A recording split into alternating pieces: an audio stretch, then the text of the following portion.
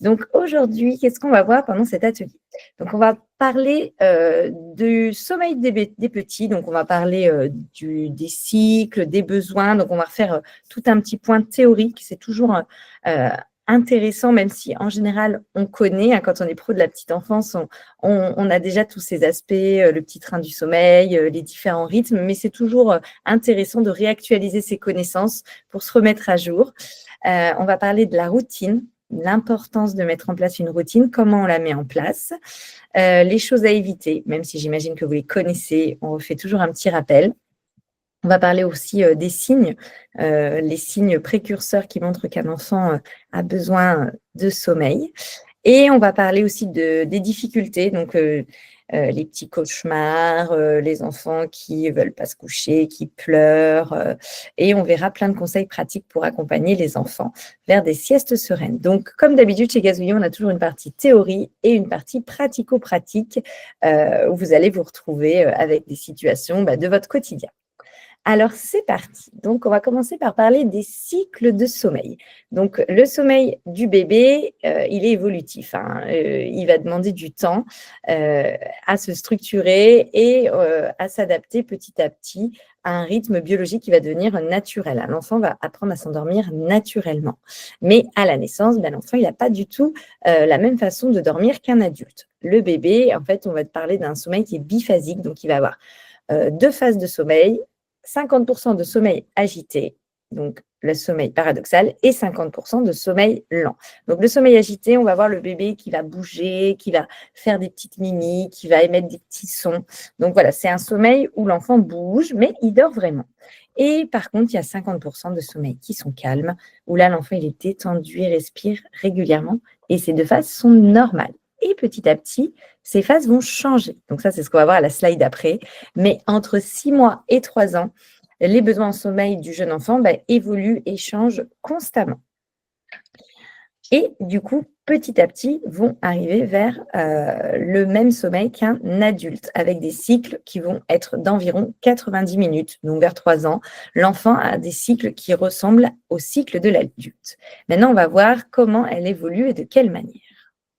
Donc, les besoins en sommeil. Donc, on va commencer par le tout petit, de 0 à 3 mois. Donc, il a des cycles de sommeil qui sont très courts, à peu près de 40-50 minutes. Donc là, je vous ai mis sommeil polyphasique, mais c'est biphasique, hein, c'est 2 phases, donc des épisodes courts. Et il ne fait pas la différence entre le jour et la nuit. Vers 2-3 mois, donc pas au tout début, mais voilà, vers 2-3 mois, l'enfant, il va commencer à passer plus de temps éveillé la journée. Et progressivement, la durée du sommeil de la nuit va s'allonger. Mais c'est très léger. Jusqu'à 0,3 mois, il n'y a pas du tout de rythme. Mais on va commencer à voir vers 2 mois et demi, 3 mois, qu'il y a plus de temps éveillé la journée. Donc, ça va être très important de bien différencier le jour et la nuit pour que l'enfant puisse mettre en place le rythme circadien. Donc, il se met plutôt en place vers 3-6 mois. C'est des moyennes, hein. Il y en a qui peuvent commencer un peu avant, un peu après, comme la marche, comme tout le développement global de l'enfant. Là, c'est des moyennes. Donc, il y a la mise en place du rythme circadien, donc l'alternance jour-nuit. Donc, c'est l'horloge biologique qui va commencer à se réguler grâce à la lumière du jour. Comme l'enfant va se rendre compte que c'est la journée, l'enfant, il va plus dormir la nuit et il va moins dormir la journée. Donc, à ce moment-là, il va faire généralement des siestes de 3 à 4 siestes dans la journée. Donc, les cycles vont s'allonger progressivement et va commencer à avoir un cycle de sommeil profond. Ensuite, vers 6-12 mois, donc le sommeil nocturne, il devient plus stable, plus long et les siestes se structurent. Donc là, on tient le bon bout. À cet âge-là, on arrive plus à savoir à quel moment l'enfant va avoir besoin de dormir et à quel moment l'enfant va être éveillé. Donc, il va y avoir des phases de sommeil profond qui vont être mieux développées et le nombre de siestes diminue. Donc, vous voyez, on passe de 4 à 5 siestes à 2 à 3 par jour. Avec une le matin, une en début d'après-midi après le repas et une en fin de journée. Il y a beaucoup de bébés à ce moment-là qui dorment environ entre 10 à 12 heures par nuit avec quelques réveils nocturnes. Donc, on est vraiment sur quelque chose qui s'apaise et qui devient proche du sommeil des adultes. Par contre, vers 9 mois, il y a une petite phase un peu compliquée, c'est l'anxiété de séparation, donc ça peut perturber le sommeil. ça va entraîner des réveils plus fréquents. L'enfant, il va avoir besoin de se réassurer. Donc ça, on va en parler un peu plus dans les slides suivantes. Et ensuite, entre 1 et 3 ans, le sommeil est plus stable. Donc, il est de plus en plus similaire à l'adulte, avec des cycles qui vont être bien établis, qui vont aller jusqu'à 90 minutes, avec les 3 phases, comme chez l'adulte. Donc, le sommeil léger, le sommeil profond et le sommeil paradoxal. Le sommeil léger, c'est là où la respiration va se calmer, on va être dans un moment de détente. Le sommeil profond, c'est là où il va y avoir la croissance, la récupération. Et le sommeil paradoxal, c'est là où l'enfant et l'adulte va faire des rêves et des cauchemars. Donc, c'est les REM, des petits mouvements des paupières qui nous donnent cette information. Et cette phase de sommeil paradoxal, ça permet à l'enfant d'enregistrer dans sa mémoire vive tout ce qu'il a appris, tous les apprentissages de la journée. Et là, l'enfant, dans cette tranche d'âge-là, passe de 1 à 2 siestes par jour. Donc, au début, 2 siestes et jusqu'à à peu près 2 ans et demi, c'est 2 siestes. Et vers 3 ans, vers 3-4 ans, on passe, enfin même avant, vers 2 ans et demi, on passe à une sieste. Même, je vous dis 2 ans, mais c'est plus vers 18 mois où on passe à une sieste après le repas. Et à ce moment-là, il y a quand même pas mal de challenges parce que le coucher devient de plus en plus difficile parce que l'enfant, il s'affirme, il s'oppose, il se rend compte qu'il est un être à part entière et qu'il a des besoins et il les exprime. Et à cet âge-là aussi, les enfants sont très, très curieux. Ils sont même insatiables, ils ont envie de découvrir le monde. Donc, en fait, dormir, ça ne devient plus leur priorité. Leur priorité, c'est la découverte. Donc, c'est vrai qu'à ce moment-là, il y a souvent pas mal d'opposition pour aller à la sieste. Et on va aussi en parler. Même si les enfants s'opposent, n'oubliez pas qu'ils ont encore besoin de dormir. Et justement, on va regarder les besoins de sommeil en fonction des âges. Donc, les heures. Donc là aussi, ce sont des tranches horaires. Bien sûr qu'un enfant de 6 mois peut encore dormir 17 heures, mais en général, voilà ce qui se passe. Donc, entre 0 et 3 mois, c'est, on va dire, à peu près 18 heures, 17 heures de sommeil avec environ 5 siestes qui sont assez courtes. Ce sont des siestes qui vont durer entre 30 minutes et 2 heures.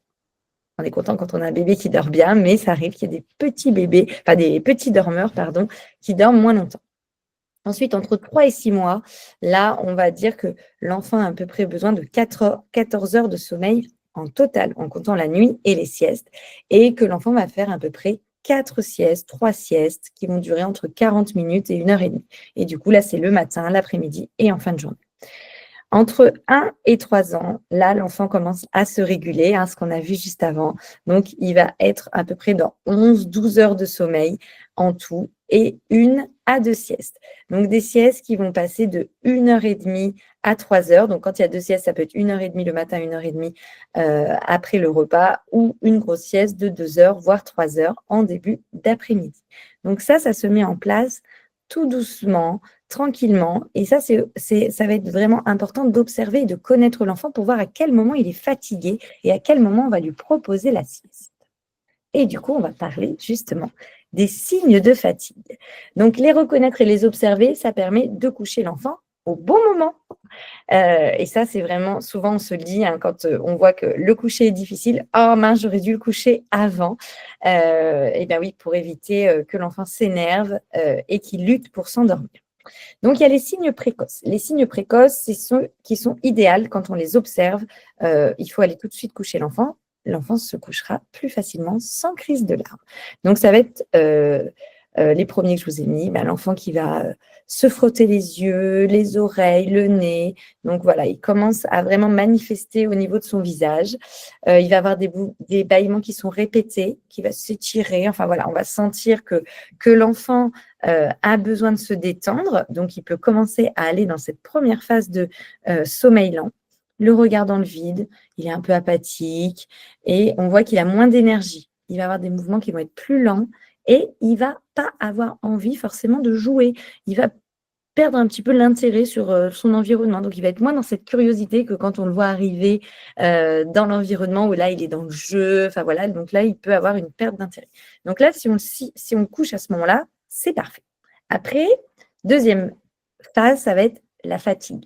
Donc là, si on voit que la fatigue s'intensifie et qu'on n'a pas encore couché l'enfant, ça risque de devenir plus difficile parce qu'il va être plus irritable. Donc là, on va sentir que l'enfant, il s'agite, il va gémir, il va avoir des pleurs.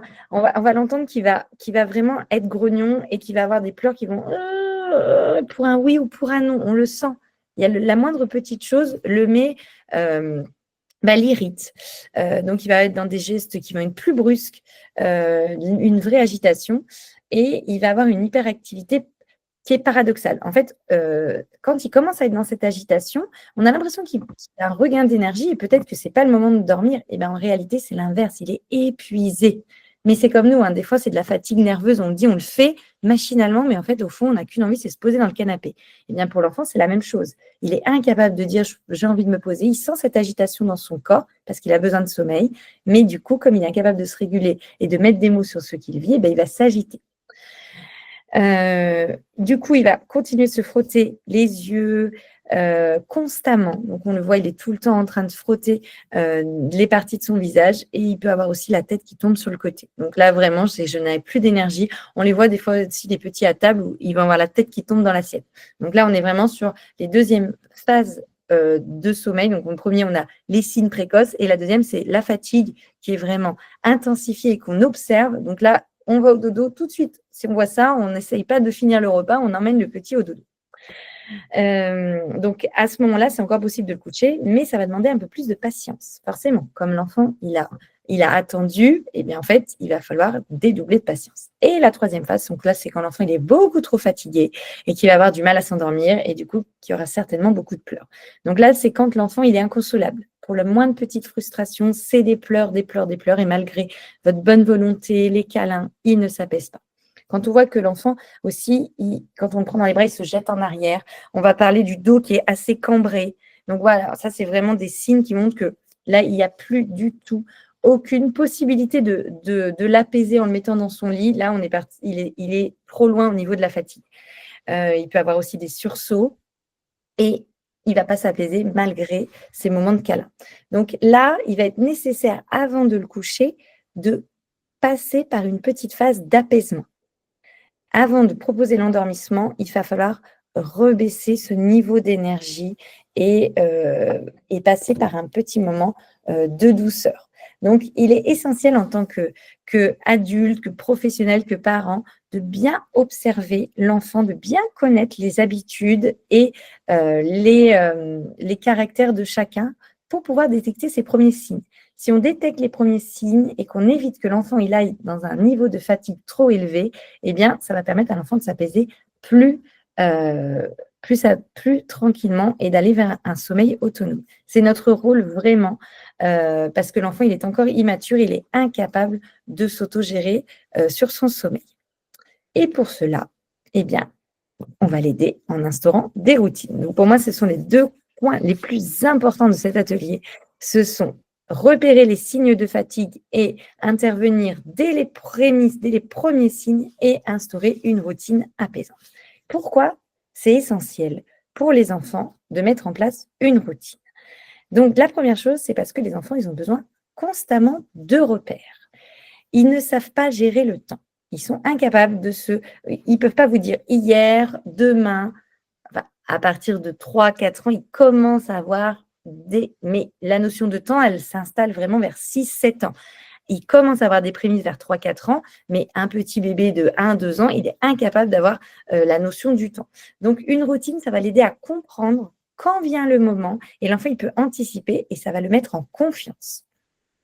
Donc, ça va réduire aussi l'anxiété de séparation. Donc, l'enfant, il a conscience qu'il est un être à part entière. C'est un individu distinct de son papa, de sa maman, de sa nourrice.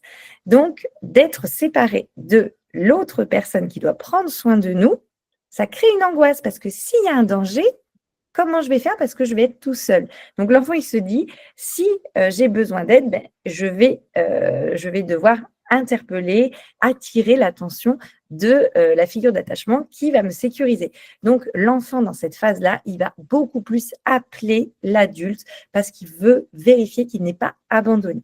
Donc, ça, c'est une phase qui est normale, qui se passe vers les 9-10 mois.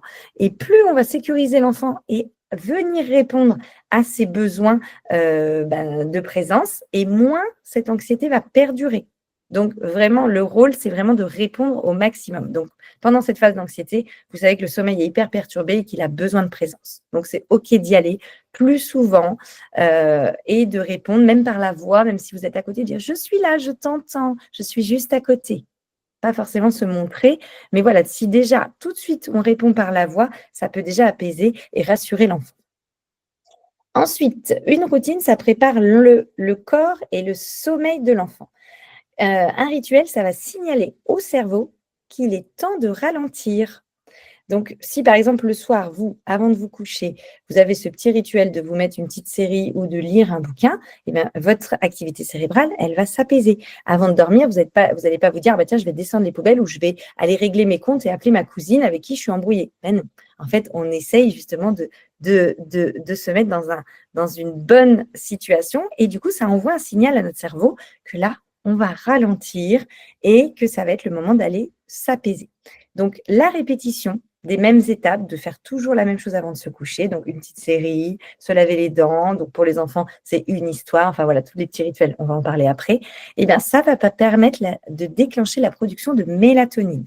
La mélatonine, c'est l'hormone du sommeil. Cette hormone, elle permet de réduire le stress, donc d'aller vers un sommeil apaisé et tranquille. Donc, une routine, ça prépare le corps, mais aussi le cerveau. Le cerveau, il aime bien tout ce qui est répétitif, hein. Ça permet aussi la sécurité, la prévisibilité et l'apaisement. Si on sait ce qui va se passer, cela apporte de la sécurité et de la détente, hein. Même pour nous, adultes, quand on sait où on va manger, qu'est-ce qu'on va manger, avec qui on va manger, ben, on se sent en sécurité d'y aller. Alors que si on arrive quelque part, on ne connaît pas la route, on ne connaît pas le lieu, on ne connaît personne, ben, on a un petit sentiment d'insécurité. Ben, c'est pareil pour l'enfant. S'il ne sait pas où il va se coucher, à quelle heure il va se coucher, comment vous allez être pour l'accompagner, et ben, tout ça, ça va le mettre en insécurité. Donc, dès que c'est prévisible, ça apporte de la sécurité. Donc, ça va réduire les pleurs, mais aussi l'opposition. Parce qu'en fait, si c'est tous les jours de la même manière, ben, l'enfant, il va s'habituer. Donc, ça va être hyper important de structurer et de mettre ça de manière très prévisible. Donc, par exemple, toutes les fois que vous couchez l'enfant, dire toujours la même petite phrase. Allez, bonne sieste, à tout à l'heure. Bonne nuit, mon petit Wistiti. Enfin, quelque chose de doux, avec un petit surnom si c'est votre enfant, pas si c'est les enfants que vous gardez, évidemment. Mais voilà, de toujours avoir des petits mots et toujours un peu les mêmes qui vont sécuriser l'enfant. Et les routines, ça facilite l'endormissement et ça réduit les réveils pendant les siestes et la nuit. Parce qu'en fait, un enfant qui a eu une bonne routine, il va dormir plus longtemps et plus sereinement. Enfin, comme nous, quand on a eu un bon moment avant de se coucher, ben, en fait, on va partir pour une bonne nuit. Et ben, si on a eu des conditions calmes et sereines, l'enfant, il se rendormira plus facilement que s'il a eu beaucoup de stress à l'endormissement. Je pense que vous l'avez tout observé, hein, des enfants qui étaient dans des grandes crises de larmes pendant l'endormissement ben, se réveillent au milieu de la sieste en pleurant ou au réveil de la sieste en pleurant. Donc vraiment, plus on va proposer un endormissement calme et serein, plus l'enfant va pouvoir dormir dans les mêmes conditions et se réveiller dans les mêmes conditions. Vous savez qu'un enfant, pour se rendormir, il a besoin des mêmes conditions qu'à l'endormissement. Donc, si à l'endormissement, vous les avez disputés ou vous êtes resté avec eux et vous étiez énervé, ben, en fait, il va attendre. Alors, il ne va pas attendre que vous soyez énervé à côté, mais il va attendre votre présence. Donc, ça, c'est très important aussi d'avoir mis en place une routine où vous êtes calme et serein. Donc, une routine. Parce qu'on parle beaucoup de mettre en place une routine, mais quels sont les points essentiels pour mettre en place une routine? Donc, c'est déjà qu'elle soit prévisible. Donc, c'est toujours les mêmes étapes dans le même ordre, on ne les change pas. C'est cohérent, on va toujours faire les mêmes gestes et la même proposition à l'enfant. Même si pour nous, ça peut être répétitif et que des fois, en tant qu'adulte, ben, on aime bien changer un peu, proposer autre chose. Là, c'est essentiel pour l'apaisement du sommeil parce que l'enfant, comme on l'a vu en début d'atelier, il va changer souvent dans ses phases de sommeil. Donc, il a besoin, avant de dormir, qu'il y ait quelque chose de prévisible. Donc, vraiment, cette cohérence. Que le moment soit calme et apaisant, sans stress. Donc, on organise son temps, on réfléchit à l'avance et on va adapter. Si on voit qu'on a prévu un rituel du coucher, je ne sais pas, je vais dire de 15 minutes, et que toutes les fois, c'est la course, eh bien, on augmente ce rituel. On passe à 20-25 minutes. Et soit on accepte de coucher l'enfant 10 minutes plus tard, soit on mange un petit peu plus tôt, soit on finit les activités un peu plus tôt, soit on change le moment du change et on ne fait pas le change avant le repas, on fait pas le change après le repas, mais avant le repas. En fait, on essaye vraiment que dans la routine du moment du coucher, eh bien, ce soit calme et tranquille. Donc, si vous n'arrivez pas à faire que ce moment soit tranquille, réfléchissez à votre organisation et adoptez un nouveau planning pour vraiment avoir ce temps-là avec l'enfant en étant calme. Adapter le rituel à l'enfant, donc respecter son rythme et ses besoins. Donc, les demandes que vous allez pouvoir faire à l'enfant vont évoluer en fonction de son âge. Il y a des enfants qui vont être capables de se déshabiller tout seuls. Il y a des enfants qui vont être capables de retrouver leur petit doudou tout seul. Il y a des enfants qui vont pouvoir se mettre dans leur lit tout seuls, d'autres non. Donc, vraiment adapter aux capacités et à ce qu'on va observer de l'enfant. Ne pas refaire toujours la même chose. Si on voit que l'enfant développe des nouvelles capacités, on va réadapter la routine et on l'explique à l'enfant en amont. Maintenant, comme je vois que vous avez grandi, eh bien, je prends vos petites panières et on va se déshabiller sur les lits. Donc, on explique à l'enfant comment on va faire et on ne les met pas sur le fait accompli. On leur parle le matin avant de changer la routine. Et elle se fait de manière progressive. On réduit progressivement la stimulation jusqu'au coucher. Donc, on va détendre l'enfant petit à petit après le repas. Donc, par exemple, l'enfant, il est resté à table pendant 20-25 minutes, donc il était resté concentré. Donc, on ne va pas attendre qu'il soit détendu direct en sortant du repas. Déjà, on va proposer à l'enfant de pouvoir bouger, de pouvoir libérer un peu tout ce qui s'est passé pendant le repas, parce que le repas peut être aussi un moment de tension. Donc, on va proposer à l'enfant de jouer librement, voilà, de pouvoir se mouvoir dans l'espace. Ensuite, pendant le moment du déshabillage, on peut instaurer des rires, proposer des petites techniques ludiques. Donc, on est dans le relationnel avec l'enfant, mais on continue d'être dans la discussion. Et après, on va proposer le temps histoire, et là, on va baisser le ton de la voix, et petit à petit, on va baisser les rires et le niveau d'énergie en apaisant l'enfant jusqu'au moment où on va l'emmener à la chambre ou au dortoir. Donc, on fait vraiment ça de manière progressive avec une énergie qui diminue tout doucement jusqu'à ce qu'on arrive dans la chambre de manière tranquille. J'ai vu beaucoup d'endroits où on arrive dans la chambre et tous les enfants crient parce qu'on n'a pas fermé le store. Moi, c'est toujours vraiment cette ambiance de je vais proposer aux enfants d'être assez libres après le repas, je vais installer vraiment le dortoir en baissant le store, en mettant peut-être, pourquoi pas, une petite musique douce, en mettant tous les doudous dans une panière devant l'entrée de la chambre pour que vraiment on entre tout doucement. Alors, les éléments clés d'un rituel de coucher efficace. C'est déjà tout ce qui va être soin pour que l'enfant soit le plus confortable possible. Donc, les couches changées pour éviter qu'un enfant aille se coucher avec une couche pleine d'urine ou d'aisselle. Un soin de nez effectué pour éviter que l'enfant ait du mal à respirer. Donc, toujours faire tous ces petits moments de soin avant le coucher. De proposer à l'enfant de se mettre dans une tenue décontractée, donc de se déshabiller. Moi, j'ai vu plusieurs façons de faire différentes. Il y a des crèches où on peut proposer aux enfants de mettre un petit pyjama, de les mettre en body. Alors parfois, ils peuvent avoir un petit peu froid aux jambes. Nous, par exemple, en hiver, on n'a pas forcément envie de dormir en culotte, donc de proposer une petite tenue décontractée. Si par exemple l'enfant est en jupe ou en collant, mais qu'un collant est très serré, il y avait une structure où on avait proposé aux parents d'amener des petits leggings. Donc, on leur mettait cette petite tenue décontractée pour la sieste. Donc, ils avaient tous leurs petits leggings de la sieste. Ensuite, proposer un temps de lecture calme. Moi, j'avais sélectionné une petite caisse où je mettais que des petits livres pour préparer à l'endormissement. Donc, quand je commençais le temps lecture, donc souvent avec les plus grands, je faisais un petit temps lecture de 10 à 15 minutes, pas plus. Au début, je racontais une histoire, n'importe quel type d'histoire, un choupi, une histoire qu'on avait vue dans la journée, dans la matinée qu'ils avaient envie de lire. Et les 2 dernières histoires, c'était des histoires très calmes, très douces pour la sieste. Donc, je sélectionnais, j'en avais souvent une petite dizaine, mais c'était vraiment ces histoires-là que je gardais pour juste avant le moment du dodo. La voix et l'intonation de l'adulte vont être très importantes. Comme je vous l'ai dit avant, plus on va être dans un climat apaisant et tranquille, et plus l'enfant va pouvoir s'endormir. Donc, un adulte qui est tranquille, qui est posé, qui est responsable et qui est OK dans l'horaire, dans l'organisation, eh bien, en fait, l'enfant va le sentir et du coup, va pouvoir aussi écouter et s'apaiser. Réfléchir aussi à une place attitrée dans la chambre ou dans le dortoir. C'est hyper important que l'enfant se sente attendu, qu'il ait une place à lui, même si c'est un enfant qui a des difficultés. Moi, je pense à plusieurs enfants qui avaient du mal à s'endormir et j'ai dû adapter, donc, par exemple, un petit qui ne supportait pas d'être dans le dortoir. Lui, il ne voulait pas du tout être dans le dortoir. Eh bien, en fait, on lui avait mis son lit à l'entrée du dortoir. Donc, on laissait la porte ouverte du dortoir, mais il avait sa petite place à l'entrée du dortoir. Donc, quand on mettait en place les lits, on lui mettait son petit lit, on lui disait, ça sera ta place.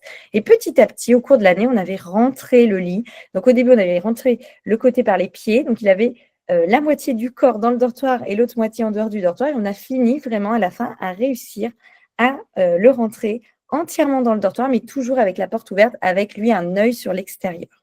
Donc, c'était ultra important pour cet enfant, même si voilà, il avait des conditions de sommeil qui étaient différentes parce qu'il avait certainement une grosse angoisse il avait une grosse angoisse d'être dans le dortoir dans la pénombre. On s'adapte et on lui donne une place. J'avais un autre enfant aussi une année qui ne voulait pas s'endormir dans une couchette, donc lui, on l'endormait dans sa poussette. Et bien en fait, dans le dortoir, il y avait la place de sa poussette. Donc quand on arrivait dans le dortoir, il y avait sa poussette qui était là. Après, on la sortait, on le berçait dans sa poussette, mais il y avait sa place attitrée. Et un environnement calme et apaisant. Ça, c'est essentiel et du coup, on va en parler plus en détail sur la slide d'après. Alors, créer un environnement propice au sommeil. Donc, ce sont les essentiels. Je pense que vous les connaissez, mais comme je vous l'ai dit, on fait toujours un petit rappel de la théorie. Donc, une température adéquate, ni trop chaude ni trop froide, entre 18 et 20 degrés, avec un vêtement adapté, pas une couverture trop chaude, mais plutôt une petite gigoteuse de saison qui va être adaptée à la température, pas forcément à la saison, parce que malheureusement, on a des saisons où il fait très chaud, il fait très froid, donc plutôt adapté à la température extérieure. Et pensez à bien aérer pour garder un environnement et un air qui va être sain et frais pour la sieste. Donc, on ne chauffe pas l'espace de nuit. Une luminosité, donc on va favoriser la pénombre. Rappelez-vous, le bébé, il ne se rend pas compte du jour et de la nuit, donc il faut éviter un maximum de rentrer dans un dortoir où il y a la lumière allumée. Plus on va rentrer dans une salle où il y a de la pénombre et plus ça va favoriser la sécrétion de mélatonine. On peut aussi proposer une petite veilleuse, une veilleuse douce. On va privilégier les lumières chaudes plutôt que les lumières bleues. Et ne pas mettre non plus dans le noir total.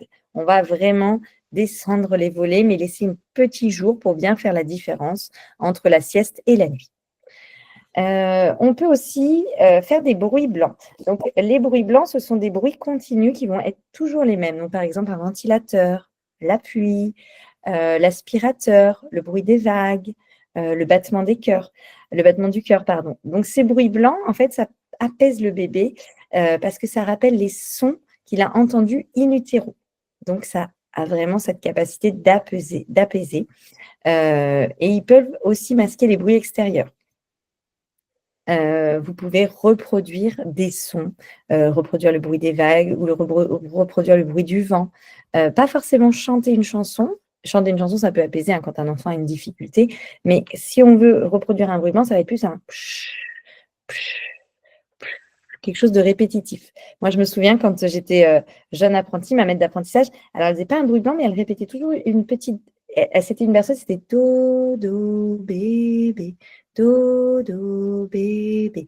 Et du coup, en apprenant tout ça après, je me suis dit, mais en fait, ça fait un peu comme un bruit blanc parce que c'est tout le temps répétitif et on n'est pas sur une berceuse où l'enfant va attendre les refrains et il va la connaître par cœur. Non, c'est quelque chose de très répétitif et c'est vrai que ça endormait beaucoup les bébés. Pensez à l'objet transitionnel. Donc, le doudou, la tétine, c'est un repère qui est très rassurant parce qu'en fait, il va porter l'odeur des parents. Donc, un objet transitionnel, je le rappelle, il fait le lien entre la maison et le lieu d'accueil. On ne garde pas un objet transitionnel dans le lieu d'accueil. C'est vraiment hyper important pour l'enfant que ce soit un objet de réassurance, donc qu'il puisse porter les odeurs et les souvenirs de ce qui s'est passé avec papa et maman. Et pensez à bien observer les différents doudous apportés aux nounours parce que parfois, ils peuvent être un petit peu dangereux pour la sieste. Donc, s'ils sont trop volumineux, si ils sont parfois un petit peu cassés, il peut y avoir de la mousse qui sort. Donc, vous devez être très, très vigilante quand il y a un enfant qui amène toujours des doudous différents ou même si c'est son doudou habituel, de vérifier à la sécurité. Parfois aussi, il y a des enfants, mais qui emmènent des objets des parents, donc ça peut être un petit peu dangereux. Donc, veillez à la sécurité pour le moment du coucher.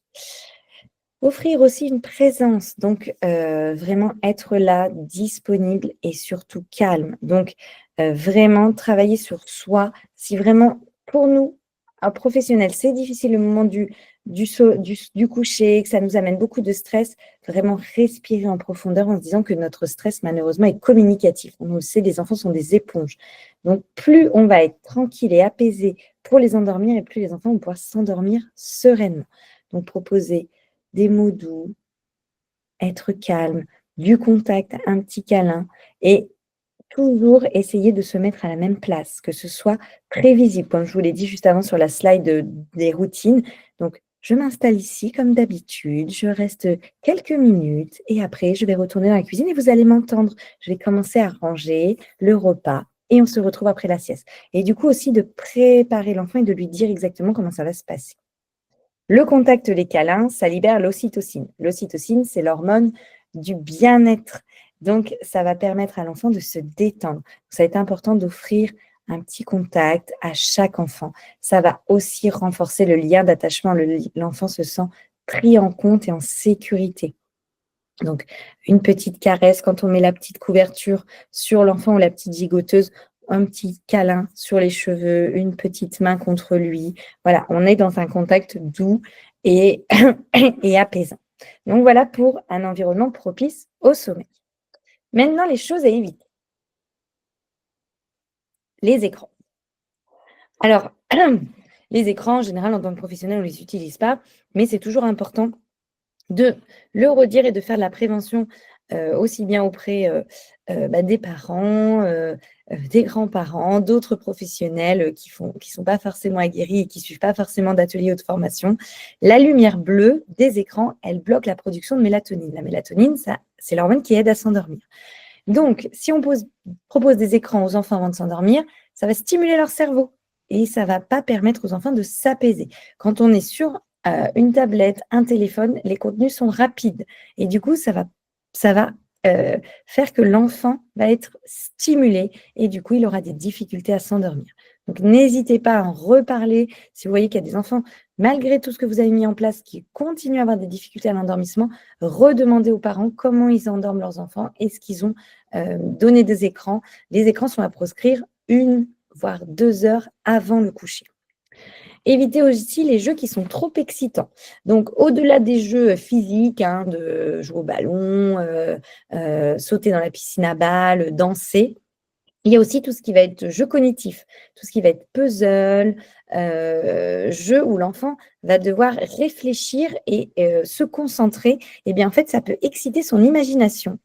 Et du coup, ça va lui demander plus d'énergie parce que l'enfant, il est constamment dans l'apprentissage. Vous savez, l'enfant, en jouant, il apprend. Donc, si on va lui donner un nouveau puzzle, eh bien, il va se concentrer, ça va le stimuler. Donc, comme l'enfant, normalement, quand on va faire le rituel du coucher, il est déjà dans une phase de fatigue, eh bien, c'est à proscrire. Donc, on va plutôt privilégier des jeux très, très calmes et très tranquilles, un petit coloriage, une histoire, une comptine, des petits jeux posés au sol, mais des petits jeux sensoriels, une petite balle sensorielle, enfin voilà, où il n'y a pas besoin de réflexion, mais juste de tranquillité.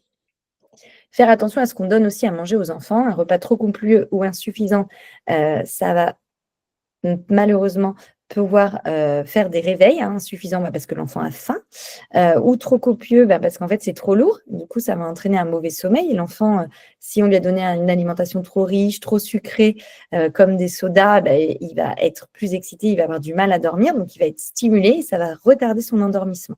Donc vraiment un repas équilibré et adapté à l'âge, à la morphologie de l'enfant. Dès qu'on va changer les habitudes de sommeil aussi, ça peut perturber son rythme biologique.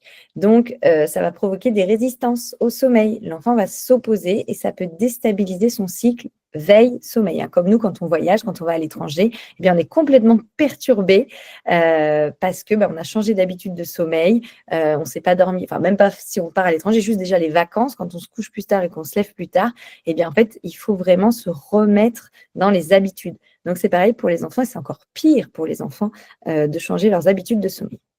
Une ambiance qui va être trop lumineuse ou trop bruyante, donc là, ça revient à l'excitation.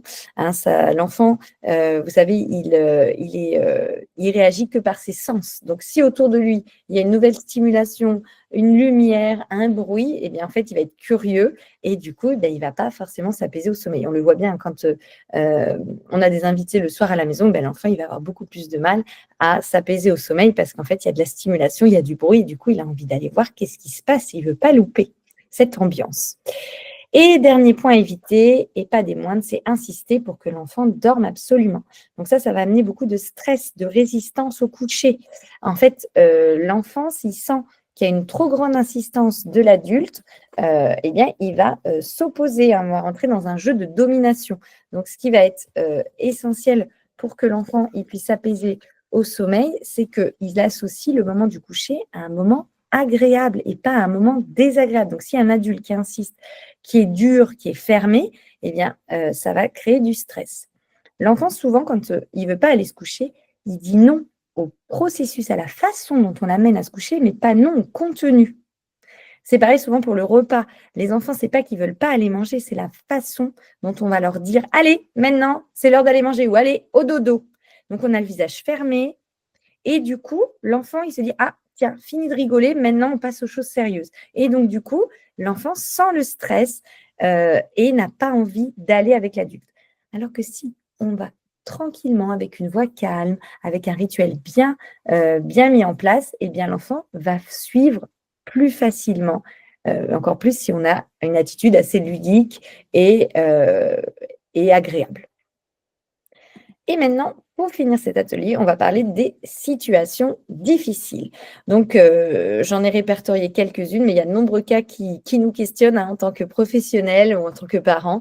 Il est parfois délicat de savoir pourquoi cet enfant réagit de cette manière-là. Donc, n'oubliez pas les deux choses qui sont pour moi les deux choses clés pour apaiser l'enfant au sommeil. Ce sont déjà de mettre en place un rituel du coucher qui est stable et qui est adapté aux enfants qu'on accompagne et de respecter les signes précoces d'endormissement qu'on va observer chez l'enfant. Donc, si déjà vous avez bien mis en place ces deux choses-là, ces difficultés vont être moindres que si vous ne les aviez pas mis en place. Mais on va parler de chacune de ces difficultés.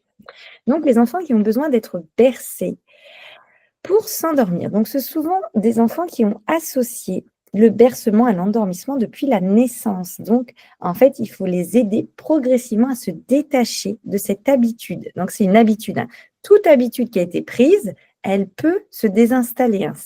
C'est comme nous, on a pris l'habitude, par exemple pour les fumeurs, de fumer une cigarette après manger, on peut s'habituer, se déconditionner. Donc, c'est pareil déjà pour un petit bébé, même si il a 5 mois et que depuis 5 mois, on l'a habitué à le bercer, eh bien, on peut le déshabituer tranquillement. Mais on va faire ça de manière progressive. Donc, on va l'aider à se détacher pour qu'il s'endorme progressivement. Donc, par exemple, on va peut-être moins le bercer debout, mais on va le bercer assis. Et on va faire des plus petits mouvements, donc un léger mouvement. On va avoir une main qui ne va pas forcément bercer, mais qui va frotter, qui va tapoter. Donc, on n'est plus dans le même mouvement, mais on propose quand même un mouvement qui va bouger, donc qui va donner quand même cette illusion à l'enfant qu'on est en train de le bercer, même si on tapote doucement. On essaye en fait à ce moment-là de trouver un autre rituel qui va l'aider à s'apaiser en sécurité, mais qui n'est pas le bercement. Donc ça peut être un bruit blanc, une caresse, un tapotement. Et l'enfant, à partir de 6 mois à peu près, vous pouvez commencer déjà à le poser dans son lit quand il est calme pour qu'il s'habitue à cet environnement et qu'il s'habitue à être déjà tout seul dans son petit lit et commencer tout doucement à mettre une petite main sur lui pour ne plus être que dans le bercement. Donc, voilà déjà pour le bercement. Ensuite, des enfants qui ont du mal à se séparer. Donc ça, c'est l'angoisse de séparation qui est normale quand ils sont petits, donc vers 6, 8, 9 mois. Mais quand ça perdure, c'est peut-être que l'enfant n'est pas en sécurité. Donc, c'est vraiment essayer au maximum de sécuriser cet enfant. Donc, mettre en place le rituel très rassurant, avec douceur et confiance. Donc vraiment, au-delà de répéter et que ce soit constant, la place de l'adulte et la posture avec une voix calme, être prévisible, avoir le sourire et faire en sorte que ce moment soit positif, ça va accompagner le rituel de séparation. Dans avec des enfants qui ont du mal à se séparer, il faut être très prévisible, c'est-à-dire ne jamais partir brusquement. Même si on a oublié, par exemple, la tétine du petit Charles, parce que Charles s'endort avec 2 tétines, vous lui en avez donné une, eh bien, on prévient. Maëlle, je sors, je vais chercher la tétine de Charles et je reviens. Tu peux m'attendre devant la porte. Mais on explique toujours à l'enfant. Il faut que ce soit constant et montrer qu'on est toujours là pour lui. Proposer aussi les objets transitionnels, donc ça, je vous en ai déjà parlé. Expliquer sereinement que tout va bien, que vous restez à proximité.